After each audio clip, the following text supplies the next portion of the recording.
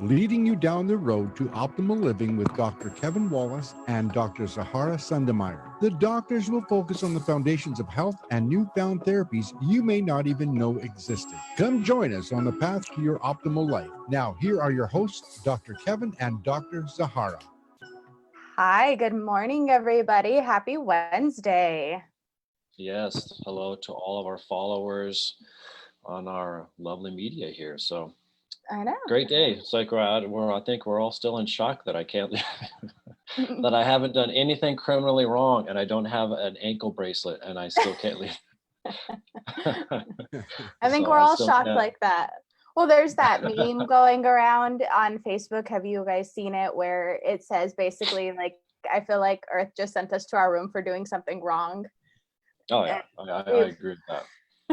We've totally just been sent to our rooms, guys. Well, the cool thing is we're here. No, go ahead. I was like, although I'm kind of enjoying the fact that not so much is expected of me right now. Like I get to stay home on purpose now. It's kind of cool. I know. This is how it used to be in high school. You'd sit there and go, "Oh, I just want to stay home from school." And it's like, even though now I'm starting to get that cabin fever a little bit, so I do want to go out. I do, exactly. So I do want to go out just a little bit. Well, like I said, hello to all of our followers that are watching us here on the CTR, as well as just all of our followers on social media. So live on Facebook right now, I believe. Oh, so we're going to go ahead and talk about brain health today. Yes. Amongst other things, I don't think you can take a show without talking about this lovely viral thing. So I just wanted to wish everybody being safe.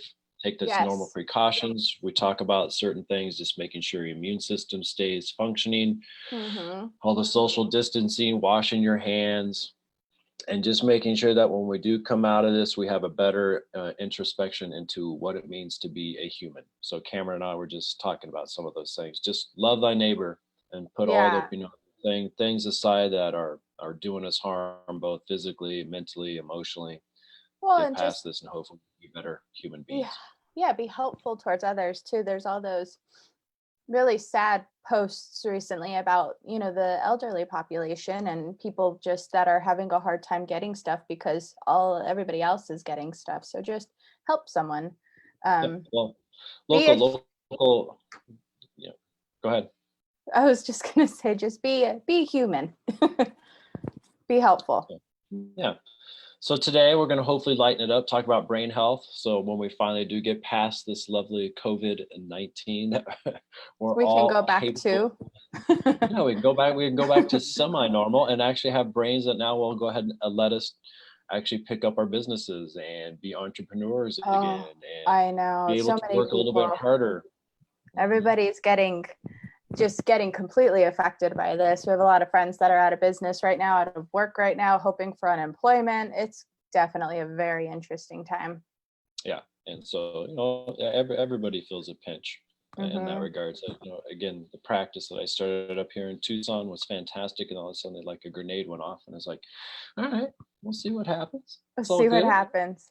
Well, I just have one thing to say before we really get started. So this Sunday, Dr. Wallace and I decided as a part of our seclusion, we were going to plant flowers and get some hummingbird feeders. And I had to make coffee before we started today's show. So I was in the middle of doing that. And there is a hummingbird feeding from our feeder. And I was super excited. Just had to say that to everybody. That made me super excited. I was like, we did it. Yeah, exactly. And those are little things. So we planted honeysuckle, some lavender. Obviously, we'll probably be out sniffing the lavender about every 5 minutes because everybody's so anxious. So I should tell everybody, go plant lavender and just sleep by it. Well, I'm just telling the bees, this is for you. This is your stuff here. So that way they know that they have some pollen to get. So they're doing their job. Exactly. Well, I'm Dr. Sundermeyer and that's Dr. Wallace. I think he's below me. Are you above me? Below me? I don't know. It's like this one's different. It's like I'm to the side of you. You're that way and I'm that way. So this is a setup. And this is Life Enhancement Medicine Hour. We are an integrative telemedicine clinic. So we are located in the US, just because even though we're in Arizona doesn't mean that we can't meet and speak with you all over. Obviously, our website is infusionhealth.org, but You can also follow us on Instagram at infusion_health. And we obviously are just talking about different types of medicine that we love and different interests here. And today we're moving into brain health, right? Ooh. Right. Because we all Brain have health. one, last I checked. Not to be cruel, some of us are utilize them more than often, or sometimes. So, if you'd like to give us a call today, you can definitely do so. It's 844-390-8255. And you can definitely private message us. It's still March, and so we're still offering our immune bundle for 15% off. Just send us your name and email to our Instagram message, and we can definitely set you up with a FullScript account. So let's talk about, go ahead, listening. No, I just wanted to sit there and say on our FullScript account, we are changing things on up. So when you sign on up and go into our favorites into the FullScript, you'll be able to see exactly what we think are appropriate supplements for basic conditions. So brain and adrenal and thyroid and fertility. Yes. And support for joint health. So if you do actually sign on up, you don't have to purchase them. You can actually peruse it, those types of things. And that's what allows you to do, to get to see what we offer as physicians, because everything is physician grade quality. Again, not box stores and things that end with green and Mart. If you buy your vitamins from those places, well, you're not getting the best. That's true, isn't it? All right. Yep. Well, so brain health. I think the biggest thing that we want to just intro with is that there's so many things that can go wrong to affect healthy brain optimization as we age. We have 6 different things that we want to kind of touch on today. But the one thing that I think is important to know is that there are so many more things than these 6 topics that we're going to discuss. Obviously, the most common are, traumatic brain injuries or concussions. Strokes also are included within this category. And there's not a lot in today's medicine that can really support those factors. But what we don't always talk about at this point is lifestyle factors, medications that people are taking on a daily basis, aging, and different viruses. So those are going to be kind of some fun topics that we're going to peruse through today. Yeah. So all those moms and soccer moms that have kids that play soccer and they're doing a lot of headers. I know. Me. Yeah, exactly. Me too. Yeah, well, I think that can be said in any sport. But it's one of those cases where if we can teach people at a younger age that maybe are doing these types of sports and certain things that they can do more natural, whether it's a homeopathic, whether it's supportive with, different supplements like fish oil and DHA, starting them at those times, because then now they're going to have less effect or hopefully no effect as they go through the aging process. And so starting them young, it's like, well, I've had concussions when in football, I was in high school, and in college I had concussions. Correct. No one ever took care of me. And then I finally get to 35, 40 and they come and see us, and then we hear their history, and it's like, it'd be nice to have parents and coaches, those types of things right now, start with their youth and actually have them see a practitioner that can help them on out right now. Well, I think just like you said, just some good basics, like get good fats in your system. When you're dealing with the fact that you might get a concussion, or preventative, just head use, we'll say, like with soccer, we forget how important fat is for our nervous system and our brain specifically. And a lot of the times we can really help a lot of memory and clarity issues just by prescribing healthy fats or MCT oils, fish oils, and at proper doses and appropriate good quality products. But it's amazing how just some little subtle differences with good fats can make such a big difference for people that are dealing with that stuff. Yeah, I agree. Well, and with lifestyle factors, I think a big part of today's society that we really need to touch base on is going to be sleep deprivation. So I found this amazing article about sleep disruption and all the things that can go wrong with it. And I'm going to post this picture on our Life Enhancement page today, because I think that this is quite interesting, and I'll post the article with it. But it basically talks about short-term consequences. So if this has just been happening to you the last couple nights, Obviously, you have higher amounts of stress because it increases cortisol, right? It's also going to increase psychosocial issues, so things like anxiety. But long-term consequences, which I thought was super interesting, is type 2 diabetes, death, which I was like, whoa, let's discuss this one here.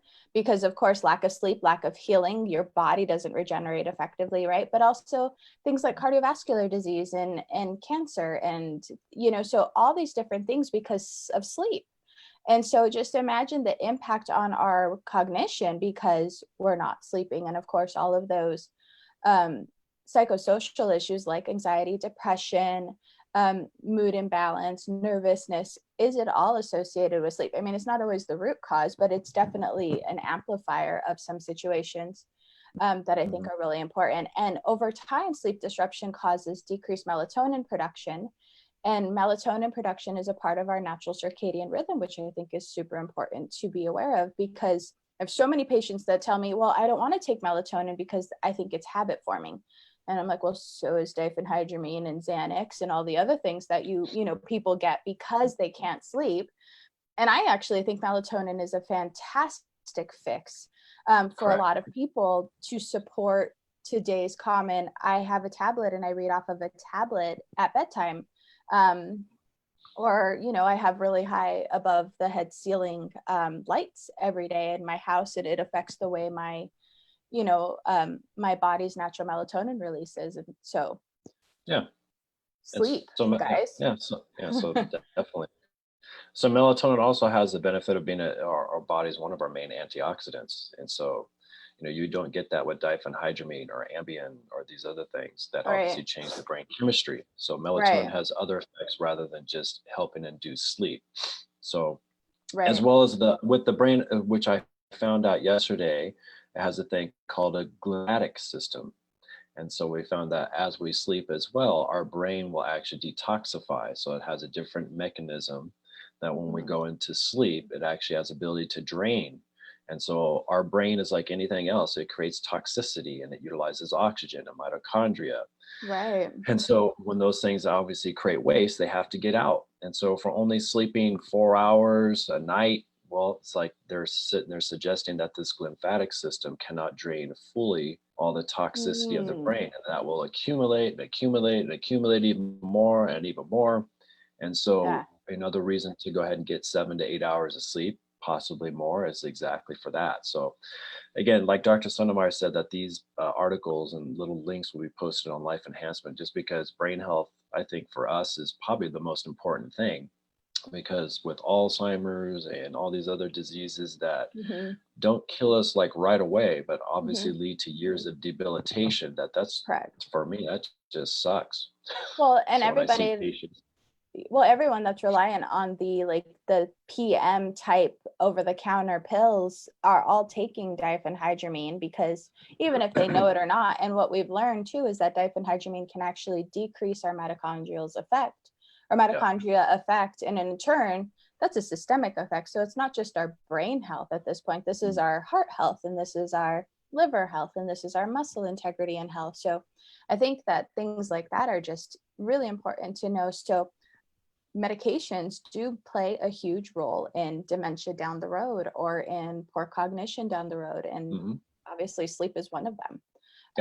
I always tell my patients, and I've said this before and I will say it again, if I can't get you to sleep, I'm not going to be able to help a lot of the things that we're dealing with today, and even if it requires, 5-HTP or, theanine to help with anxiety, or even CBD oils, it's like, I'm willing to use these great non-invasive nutrients to really get you to sleep, because if not, then my job is that much harder, but also the positive effect of our treatment is that much harder.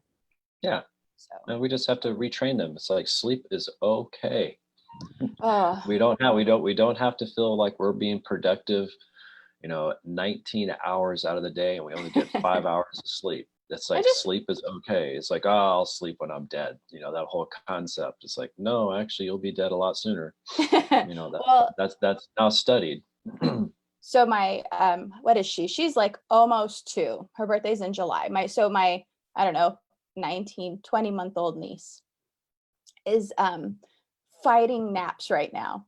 And her parents are going above and beyond to try and get her to nap recently. And I just think to myself, none of us go above and beyond to get a nap in every day. But there are places in Spain that my mom was telling me about where like literally they shut down for a couple hours to have a siesta time because that's important. And so what, where did we lose that? I mean, we have great work ethic here in the US, but I think we don't have good self-care ethics. We don't. Well, that's one thing, the whole concept of being out in America. It's like you work, in that regards. And, it's God bless us because we're one of the most profitable countries in the world. But now as we make that ability, especially like with you and I, when we have patients that are CEOs or if they started from nothing and now they have it, learning how to back off of it and understand that now your health is more of a priority rather than maybe supplying for family and colleges and your retirement funds. Those are the questions that I ask. I ask them, it's like, if you were to quit right now, could you go ahead and survive? And a lot of people say, yeah. Then I go, why are you busting your hump? Get good lieutenants in there to go ahead and help run the company.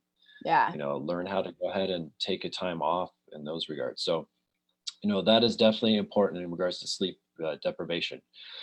And then another thing that obviously probably relates to that is metabolic syndromes.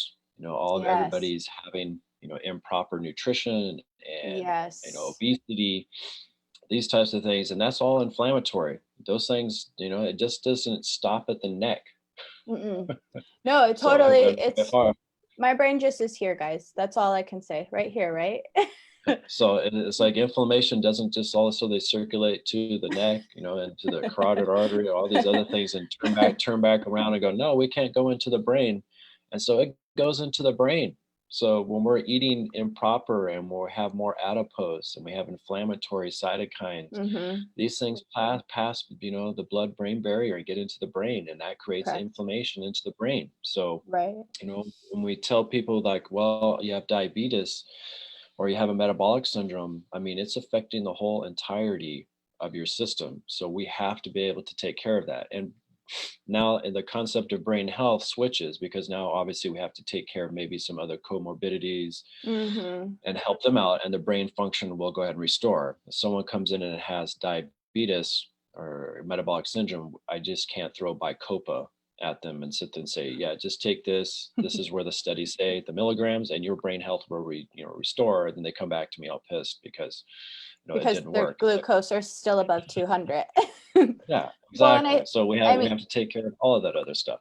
Diabetic retinopathy, which is obviously inflammation in the eyes due to excess sugar, is actually an impact on the brain itself. We're just visually getting effects with our eyes. And I think it's important to remember that our eyes literally have that direct route right back into our brain. And so, people don't think in that big of a category. And I had this really cool talk with a patient yesterday, I think. And we were talking about, the thing that we don't get as people is that what we do on an external basis or what we eat doesn't just affect me as a one individual being. It affects our hundreds of millions of cells. And that's a really hard concept, I think, for us to take over and to take hold of, because, we're not just this one singular entity, even though that's how we look at ourselves. But, again, good fat supports our nervous system, healthy nutrition supports our detox pathways. And, so things like that are really hard to grasp, I think, in the big picture. And I think this goes down to, better nutrition as we're little so that we can get that, this feeds our body. Oh yeah. Well, everything comes down to the red blood cell. So like Dr. Sundermeyer said, it's like the things that we went ahead and ate that day are going to be utilized for fuel and resources to build a red blood cell. So as old ones are being killed off, new ones are being made. And if you have good ingredients, you're going to make a healthy red blood cell. Right. If you're constantly eating a standard American diet and high sugar, high crappy fat, those types of things, well, that red blood cell is going to go ahead and be more brittle. It can't communicate with other red blood cells. It can't get nutrients in and out of the cell. It can't carry oxygen, all those things. So we have to go ahead and be good stewards of our body. But then sometimes as physicians, we do have to be, firm with a lot of our patients to sit there and say, hey, we have to stop these things. You can't. Right. If your ultimate goal, and our ultimate goal is life enhancement medicine, so we want to take you from, either a disease state or a state that you maybe don't have optimal health, and we want to take you to that optimal health. And those people that really follow the guidelines are fantastic. Then they get there faster. The people that unfortunately are just not set quite just yet, it takes a little time, and that's all right. It does. It's completely a learning process. I think even for us, I mean, we're constantly learning. We're learning, wow, that actually didn't sit well with my body. Or even if we think it's a healthy food, good proteins, not everybody does well with everything. And I think that that's a really important thing to know, Mm-hmm. Yeah, it's like I've learned, it's like I love vegetables, but if I eat a lot of vegetables, it's like my body does not like. or bison mixed with chorizo. Well, no, it was beef, bison and beef. We didn't know. We tried it. So that one. We're learning. We are learning just as well as everybody else. And that's the cool thing. So I think, an off topic, and in regards to a lot of these specialized nutrition plans, keto, paleo, Mediterranean, which obviously is the most studied, which we'll get to in brain health. But it also comes down to the individual to have a little bit more understanding of what their body feels. A long time ago, I learned from a doctor in regards to enzyme nutrition, that when you go ahead and eat something, it should uplift your body. If your body is feeling burdened by it, then it's something that necessarily is not right for you. And that could be broccoli. So that's the whole concept about personalized nutrition in regards to understanding yourself. So we can do food sensitivity panels and say, remove these things and that, great. But over a lifetime, really understanding, it's like, well, if I eat this really healthy asparagus and all of a sudden my body feels like crap, it's like, even though I said I was perfectly fine on my food sensitivity or whatever, maybe that's not a food that is supposed to uplift you. So those are the whole things that people try to do over a lifetime, is find something that really personalized to you, because your genetics is different than mine. And so we try our best to somewhat assist in that with doing different panels and helping you out with food. But I do really well with meat. Well, so which is funny because I do not. I know, exactly. So we are polar opposites. Like I can eat nothing but vegetables all day long and feel fantastic. And if he does that, he is heavy, and his digestive tract is off. And it's funny because if I eat meat all day, then I'm heavy and my digestive system is off. So it's, it's about the balance. And, it definitely intrigues me into the eat right for your blood type ideas. I mean, I've seen a lot of really positive effects with the eat right for your blood type with Dr. Diadamo, where people have done amazing things with metabolic disease, with everything, but we kind of fit the category between myself and him, whichever direction he is right now. Is he's a total O with the meat and everything, and I'm a total A with all of the veggies. So it is kind of funny with that.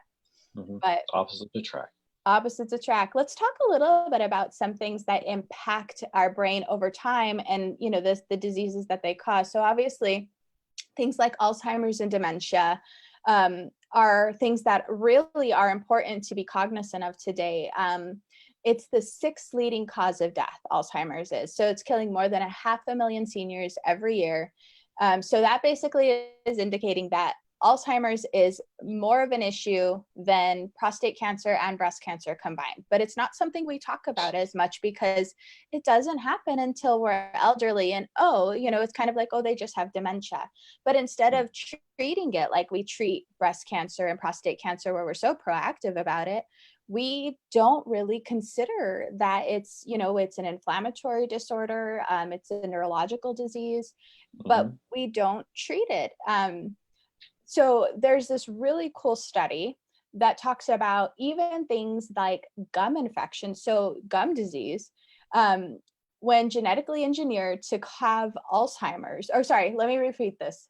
Gum infections can worsen symptoms in mice genetically engineered to have Alzheimer's. So basically, if you are genetically inclined to get Alzheimer's, and you have poor gum health, just because, of course, our gums here, our brains are here, you think about that root cause, it can enhance the Alzheimer's-like effects on the brain and obviously cause more brain inflammation, neural damage, and more plaques, which I thought was really interesting.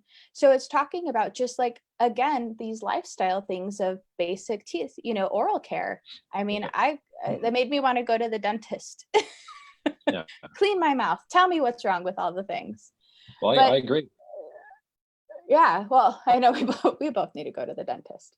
The other thing too is chronic oxidative stress, which of course is just our daily life, but also the foods that we eat that impact our system, does induce neuroinflammation and neurodegeneration over time. So just that cheeseburger and fries repetitively through the week, or fried chicken, gosh, and being behind in traffic every day because you drive over the Altamont or whatever you're doing, just what are those environmental factors causing on our brain, and how is that affecting our brain health in 30 years? And that's kind of a saddening thing to me.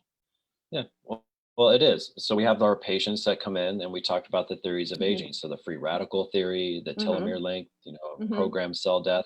So all those things have in common is exactly that: oxidative stress, attacking the genetic code, attacking the cellular walls, all those types of things. And so we have to go ahead and be able to understand those, and then assist them with antioxidants and teaching them behaviors, because those things affect mitochondria are huge. Mitochondrial dysfunction increases as we age. And if we can go ahead and increase the mitochondria and make it like it feels like it's 25 again, it's like, all right, it's going to help get rid of all that reactive oxygen species and all that good stuff. Well, the cool thing about the seminar that I was at in the end of February is one of the topics was mitochondrial function. And is this really the root cause of not only just aging or mitochondrial dysfunction, right? But also of all disease, not just aging, like, but different hypertension and hypercholesterolemia and things like brain dysfunction. Is it all a disease of our mitochondria? And if so, how do we make sure that our mitochondria are functioning effectively and optimally, right? And that's just, again, good nutrition and good health and good wellness and mitochondrial support. But things like that I thought were really interesting. So lifestyle factors, got to stay away from the processed food. With Alzheimer's, so there's a great test that we utilize from Cyrix Labs that test all pretty much parameters of what can lead to Alzheimer's. So a pathogen, viral loads, heavy metals, chemicals. And so there's a lot of things that attack the brain and attack our body, but it goes back down to that basic concept that a free radical attacking the mitochondria, pesticides, heavy metals, improper food, viruses, all those things attack the mitochondria because that's what is needed for our body to actually survive. Correct. And so those are the things that, if we can catch Alzheimer's soon enough, and that's what this lab is basically designed to do, it tests everything. So if you're positive in all of those things or some of those, you can start attacking it now. So just because we're 30, it's like, well, do we have a pathogen that has been in our body, and we'll finally start to go ahead and create that detriment later on because it's slowly starting to go ahead and cause, like I said, all that harm. So there are certain tests that you can utilize, and Cyrix Labs is one of the ones that we actually utilize. Cool. So yeah, and so we talk about different things in regards to food and how they go ahead and help on out with the lifestyle factors. So proper foods obviously lead to proper hormones and leptin, ghrelin, insulin-like growth-like factor, glycogen-like peptide 1. And so these are different types of things that obviously will help improve some of the brain function. So where am I at here? 11. We're going to 11. We're on 11. You have this fancy graph that you get to talk about because you read about it last night. Oh, the lovely thing with diet and exercise and our mitochondrial health. We've put it right in for you to discuss this cool little image. All right. Well, very cool. All right. So diet and exercise. So yes. And so one of the caveats that we obviously can get for free is exercise. And so people just don't understand how exercise is probably the one caveat that affects all lifestyle factors.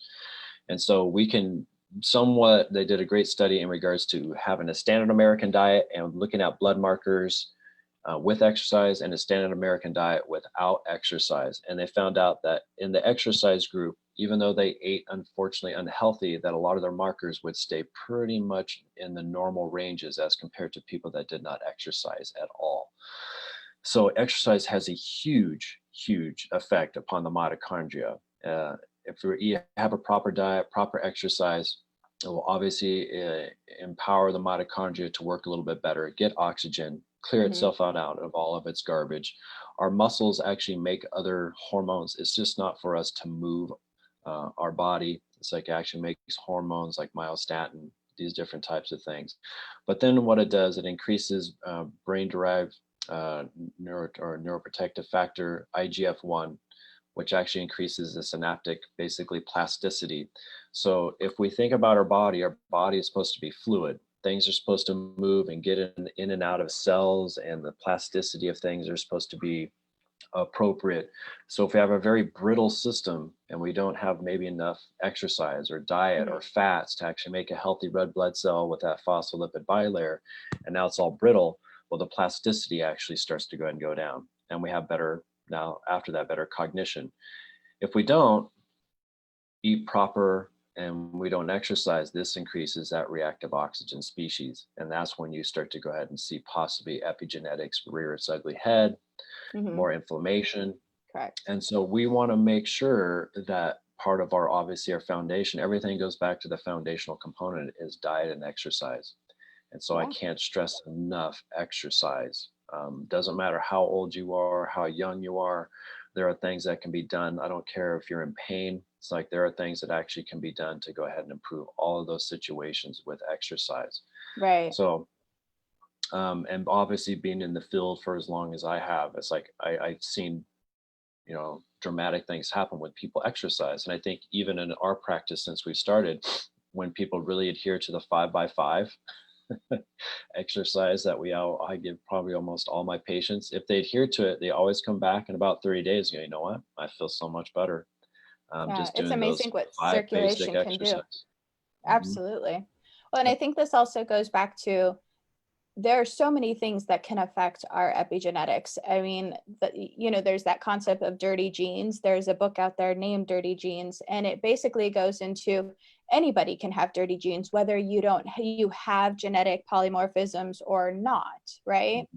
And so again, if you don't exercise and you have a standard American diet, and it's kind of sad that we're so down on ourselves with our diet, because I feel like we're actually getting to a place where we're not eating as bad as Americans, but we did have a very big time frame where Kentucky Fried Chicken was the thing. And so those can impact even clean genes over time, genes that are healthy and naturally move positively, and all of a sudden you introduce toxins into the system, whether it's a sedentary lifestyle or poor food or environmental components. All of those things can negatively be affected regardless of whether it's clean or not, right? Correct. So tell me about this gut-brain axis then. The gut-brain. So obviously I think, I know, bam. Bam, change. Exactly. So obviously there's been tons of studies with the gut-brain axis of how the brain obviously has different hormones that are related obviously into the gut and vice versa. So in the past decade has seen a paradigm shift in the understanding of the brain-gut axis. So the exponential growth of evidence dealing with the bidirectional interactions between the gut microbiome and the brain supports a comprehensive model that integrates the central nervous system. So what it's basically saying is that if we have improper bacteria within our gut, it's actually going to relate back up into the brain. There's different mechanisms that they're finding out that actually there's a direct access from the gut to the brain, that these bad bacteria can actually go up into this area and pass the blood-brain barrier, possibly through the vagus nerve as well. Oh, interesting. And so there's a huge, like I said, understanding that these things can increase Parkinson's and autism and anxiety and depression. So it's that same concept that, more and more data keeps coming out. But I think as naturopathic and functional medicine doctors, all disease, they said, begins in the gut. And so Absolutely. sometimes I think that's related as to being true. So we have our Mhm. galt and vault in the gut. We have all these other immune systems or whatever that are designed into the gut that we talked Mhm. about last time.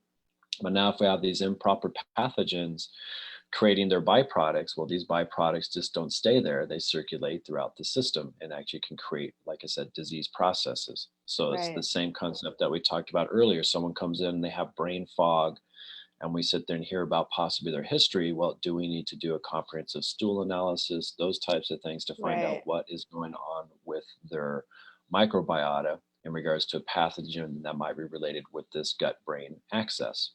So Hmm. we can't just treat the brain, we have to treat everything. And so obviously more and more studies are coming on out. This is just a simple synopsis and a summary. Otherwise, we could spend probably 4 hours on just the gut brain axis in regards. But this is something for people to look on up. Again, this will have a link upon our Facebook page, so you can actually read the article in PubMed. So Mhm. you can go ahead and be extremely educated in regards to that. So treating our microbiome appropriately and our microbiota appropriately. Again, so it needs to be fed. So fiber, those types of things, fermented foods Right. that will actually help one out. And then Dr. Sundermeyer taught me through one of her seminars that, when we have a pathogen, possibly dosing out some probiotics to maybe help the pathogen ease, but then after that stopping, just because Yeah. in most micro or probiotics will have like different strains, maybe 10. And so Mhm. our body obviously creates so many more. So if we just continue doing that, now we only have 10 strains because it's crowding out everything else. Right. So I We're think just to be strengthening those 10. It's a correct. huge concept in what we've been doing, even with our microbiome, and how it's changed, I think, both of our viewpoints on treatment of the digestive system. And I think obviously I have my new favorite prebiotic at this point in time. And I definitely am and using that every day now, as opposed to my probiotic.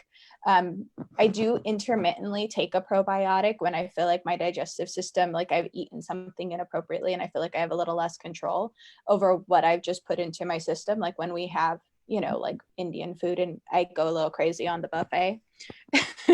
But at that point in time, it's a one and done kind of a deal, just to support the balance and obviously digestive enzymes. But on a daily basis now, I'm doing, collagen and prebiotics, as opposed to, making sure that I'm taking my probiotic at 25 billion CFUs or whatever dose, we were thinking was appropriate, because we've now learned, like you're saying, there are over 100 different beneficial bacteria in our system. And, how is our 12 strain probiotic affecting that? There's now this idea of spore forming probiotics that go in and enhance your own natural microbiome. But I feel like I still am happier with feeding the soil so that my garden grows, my beneficial bacteria grows appropriately, as opposed to, trying to implement that mega spore kind of Yeah. concept or other spore forming. There's a bunch out there now. I thought that was really interesting when I was looking them up recently. They, well, You know, they kind of came out kaboom, they in that did. regard. It's like, here But you go. so did all this awesome research. So in the last, I think, 2 years, all this research has really started coming out about the microbiome itself. And that's the one Yeah. we could probably have a talk on for days. Yeah, I agree. So just feed the system. So feed good fiber. Let your natural probiotics feed upon that fiber in that regard. So again, so we can take a probiotic, but if we take it and it just sits in our GI and we don't feed it, it's going to die. It needs food to feed on. So Hence making sure that fiber. you eat appropriately, hence fiber. Exactly. All right. So other things to go ahead and help on out with brain health. So, because I know we have, another 30 minutes, so we have to get through all of these things because there's some fantastic things to actually do. Well, I So we can think talk about now this stuff for. we could talk about the causes of brain dysfunction for days, but let's talk a little bit about what things can actually help our brains now, because that's kind of the point of the conversation, is what things are being shown today to enhance brain function, but also help support brain disease. So Yeah. obviously we have a diet that's imbalanced.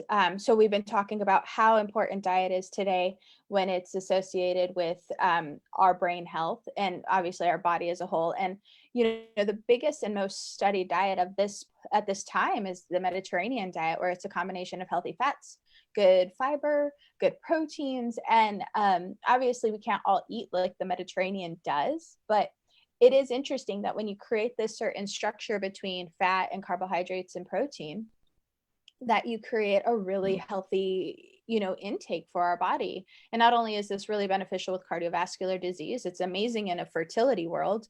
This is the diet that I recommend in a fertility world, but also brain now. So we're just showing that, this balance of omega-3s and omega-6s are huge for us. And that's obviously the big thing, right? With the Mediterranean diet is good, healthy fish.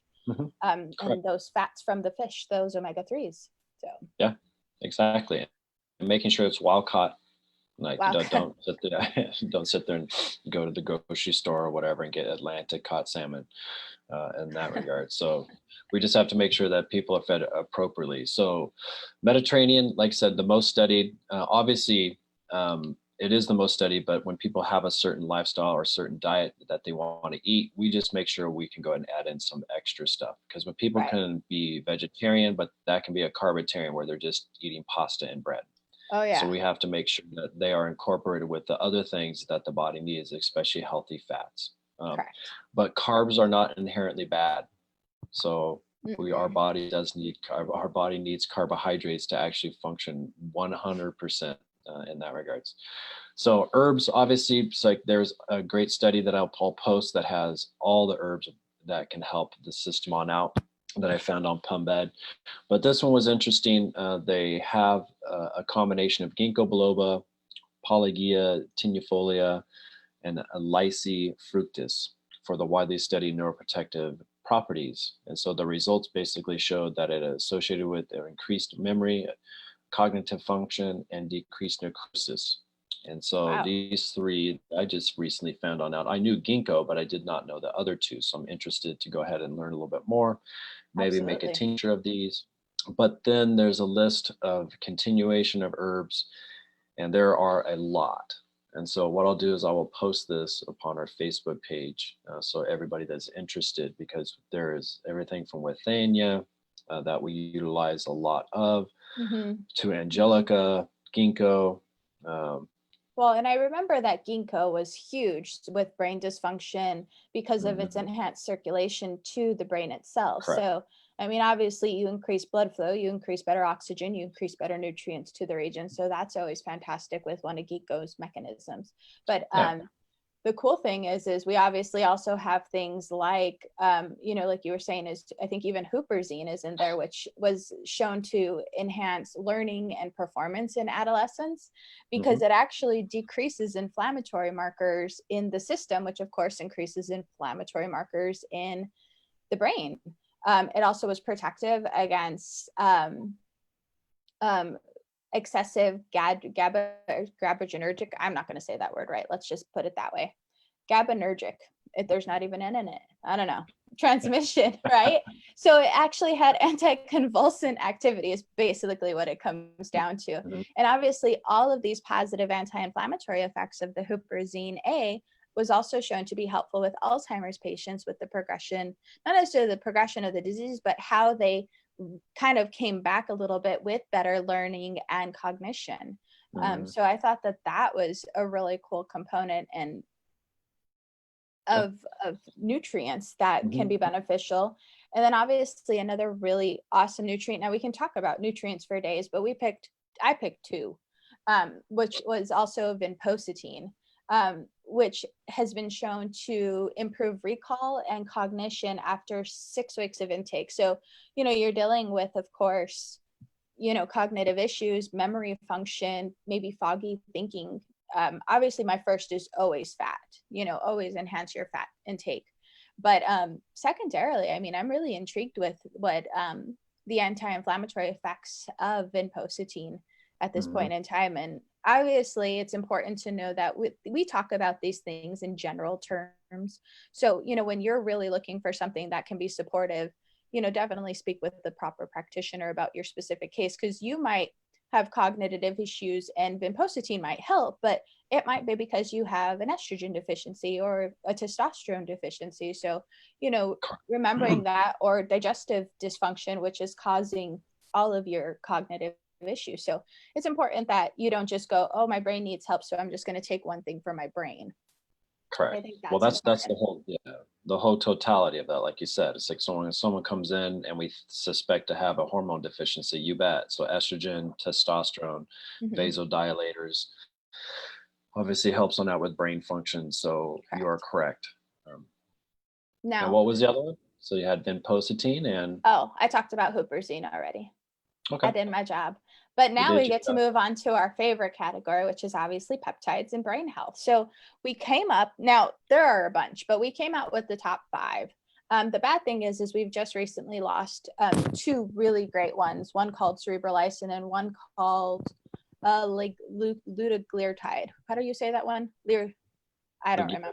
Yeah. So we just lost those 2 because I think they're actually going to be made into actual medications, which means they'll probably lose some of the amazing benefits like we always do. But one, obviously, cerebrolysine is actually made with a smaller amino acid sequence, so it can be technically classified as a peptide. So it's coming back. Well, it'll be coming back as something totally different, though. Yeah. Not going to get the positive benefit. Well, I mean, we hope it will, but there's so many other things that we can do to enhance, like, again, thymosin alpha. So we'll talk about this one in so many different applications. It's specifically indicated to help decrease inflammatory cytokines, which of course can cause brain damage and inflammation over time. It normalizes brain homeostasis. So of course it creates that better balance in the system. And it improves your mitochondrial regulation and function of the brain. Like, how could you go wrong with that? Like, I mean, of the functions, it just reminds you how important our immune system is. And as we talked about at our last show, as we age, we lose this peptide over time because our thymus gland goes from, this big to this big. And I mean, for the longest time, like we said, we didn't even know the thymus gland existed, because when we were doing human exploration, I suppose, in autopsies, it was so small that people didn't even think it was significant. I think that this is like probably going to be one of my new favorite go-tos as we're kind of cleaning up the system, just because of all of its protective immune response functions. So the cool thing about peptides is we can make it specific to what we want to target. So that's cool. Because we talk about what are the things that affects brain health: inflammation, mitochondrial dysfunction. And so thymosin alpha works fantastic. Another one specific for the mitochondria is LOTS, which is a mitochondrial peptide. So it's basically helps repair. It can translocate into the nucleus in response to metabolic stress and regulation of adaptive nuclear gene expression. So this allows the peptide to promote resistance and metabolic stress by upregulation of the mitochondrial genome. And so as we obviously have, when we say metabolic stress, reactive oxygen species starts to attack the mitochondria. Well, this can go on in, translocate, and actually help the mitochondria start to function better. Obviously, it's like with other support, that we sit there and give, whether it's through nutrients or food, that we go ahead and help with those. So the cool thing about peptides, again, I love them just because they're very safe. They're very effective, and then their side effect profile is pretty much non-existent. So yeah, it's fantastic. Well, and I do think, again, it's important to note that everyone should be dosed a little differently. There's common dosing strategies of everything, but just based on the client and based on the history, you have to know dosing strategies. Like, I completely changed the dosing strategy of thymosin alpha recently to a woman who I've been dealing with that has some very big genetic SNPs. And, we know that we have to detox her digestive system. We know we have to clean up her digestive tract, but everything we've done so far has caused a flare, which I thought was interesting, of her ANODs. And so we're starting with thymosin alpha 1, which I'm really excited about. But my dosing strategy for her was so minimal with the intro of thymosin alpha into her system. Correct. That if you just go get this online and you do it yourself, you can actually cause some really interesting reactions. And I think it's important to know that although they're safe, that they're also medicines, and they should have proper guidelines. I've had people that have come in and, they Google, right? All the different things that help with certain things, but they're taking them completely wrong. And so they now have more fatigue and their brain doesn't function as well and they're exhausted. And, and then you just change, well, the products that you have were decent, but you were taking them totally wrong. And now you kind of just modify the way they dose and, oh my God, they were feeling so much better. So it is important to have a happy practitioner on your side. Correct. So see someone that knows about peptides. And so myself, Dr. Sundermeyer, we do all of our consultations online. And just so, like this. again, just like this. And so you do not have to come to a waiting room or you can stay in your car if you wanted to. You could stay in your car or your own house, since we're all stuck in our houses right now, and still have internet. What? So Hopefully. Another one is called, I want to get to these peptides. Another one is called dihexa. So specifically designed for the treatment of Alzheimer's. So enhanced recall of memory and learning, and shown to be 7 orders of magnitude more potent than brain-derived neurotropic factor, has been used to manage depression, treat migraines, improve general long and short-term memory, and focus and learning. So again, the cool thing about in science nowadays, we're living in such a great time, is that these lovely scientists and researchers will find a certain amino acid sequence that unlocks something. They look at it, they go ahead and test it, they formulate something, and then they basically see what happens, and some fantastic things happen with these peptides.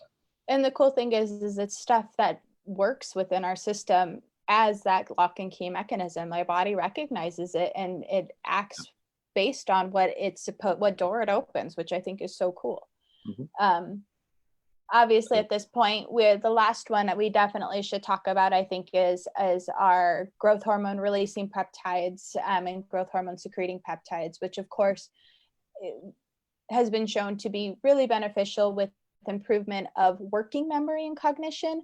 But also, I think it's important to just remember that, growth hormone release is affected by sleep. And how many of us wake up at 3 a.m. every morning and get our growth hormone release negatively affected? So this is obviously one of those last ones that we love, the CJC with ipamorelin, just because of their dual effect on the system and how it helps the body as a whole, but also it just enhances sleep over time, but also inflammation, and as we've shown, just better working memory. So and this one has a great study in regards to, we'll post on Life Enhancement, the page or Facebook page, in regards to imaging that shows pre and post. So pre use of growth hormone, post, it actually shows that a lot of the brain matter will actually restore, and different parts of the brain will actually have better blood flow. So a great study. Well, you can't be better blood flow. That's all what we lack these days, isn't it? Exactly. Well, today, obviously, we had a lot of fun talking about brain health. And we're really excited because we're kind of on a roll right now. And I think at our next show, we're super excited because we're going to do something completely different, where Dr. Wallace was like, what are we going to do? Well, technically, I said, what are we going to do? And he said he wants to do something fun. And I think every time we talk, this is fun, but he wants to do something that is going to be more uplifting for our spirits. And I thought that was really cool. So some things that we're going to talk about are going to be things like hobbies of health, I think is going to be what I'm calling this, uplifting the spirits. And so we're really excited to kind of talk about this, because I think this is things that we take for granted in our basic health and living and our lifestyle. And so look forward to seeing you guys next week at 8 a.m.